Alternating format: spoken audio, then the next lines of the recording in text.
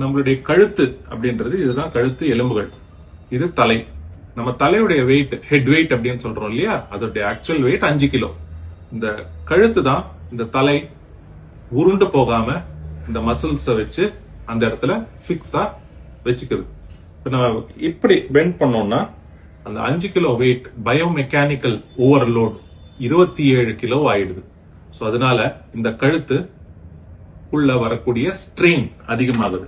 அந்த ஸ்ட்ரெயினால என்ன ஆகும், கழுத்துல ஸ்டிஃப்னஸ் வரலாம், கழுத்திலேருந்து கைகளுக்கு வலி பரவலாம், பாரஸ்தீஷியஸ் அதாவது பின்ஸ் அண்ட் நீடில் ஊசி குத்துற மாதிரி ஃபீலிங், மரத்து போகிற ஃபீலிங் ஏற்படலாம். இது எந்த நரம்பு, இந்த கழுத்திலேருந்து நமக்கு இத்தனை நரம்புகள், ஒவ்வொரு லெவல்லயும் ஒவ்வொரு நரம்பு வெளியே போகுது, எந்த நரம்பு பிஞ்ச் ஆகுதுன்றத பொறுத்து நமக்கு சிம்டம்ஸ் வரும்.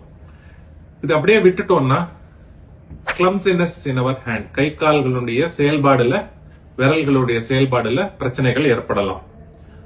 இதெல்லாம் எதனால ஏற்படுதுன்னா, நம்மளுடைய கழுத்துல 2 எலும்புக்கு நடுவுல ஒரு ஜவ் இருக்குது, அதுதான் டிஸ்க் அப்படின்னு சொல்றோம், இன்டர்வெர்டிபிரல் டிஸ்க். அந்த டிஸ்க் நம்மளுடைய கழுத்தினுடைய ஷாக் அப்சார்பர். அந்த ஷாக் அப்சார்பர் போயிட்டு நரம்புல அழுத்தம் கொடுத்துச்சுன்னா இந்த மாதிரி சிம்டம்ஸ் வரும். சோ கழுத்து ஸ்டிஃபா இருக்கிறது, கை கால்கள்ல வலி வர்றது, ஊர்ற போற ஃபீலிங் வர்றது, இதெல்லாம் இருக்குது.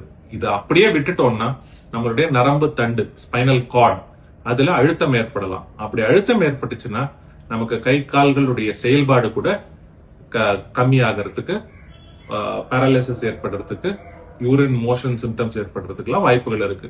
இதை தடுக்கணும்னா நம்ம என்ன பண்ணுறது, நம்மளுடைய எர்கனாமிக்ஸ்னா நம்ம எப்படி உட்கார்ந்து இருக்கிறோம், நம்மளுடைய நார்மல் லைன் ஆஃப் சைட் எங்க இருக்குதுன்றத பொறுத்து நம்ம உபயோகப்படுத்துற பொருள்கள் எல்லாத்தையும் கரெக்டா பிளேஸ் பண்ணிட்டு யூஸ் பண்ணோம்னா இந்த மாதிரி விஷயங்கள், ஸ்ட்ரெயின் ஏற்படுற வாய்ப்புகள் கம்மியா இருக்கும்.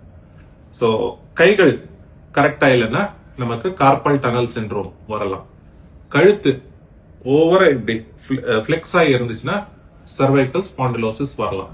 இதற்கும் மேல வேற என்ன பண்ணலாம், நம்ம கான்ஸ்டன்டா உட்கார்ந்து செய்யற வேலை, செடென்டரி ஜாப்ல இருக்கோம்னா எவ்ரி ஹவர் ஆர் சோ எழுந்துக்கிட்டு ஸ்ட்ரெச்சிங் எக்ஸசைசஸ் கத்துக்கிட்டோம்னா நம்மளுடைய ஸ்பைனல் ஹெல்த் நல்லா பாதுகாக்கும்.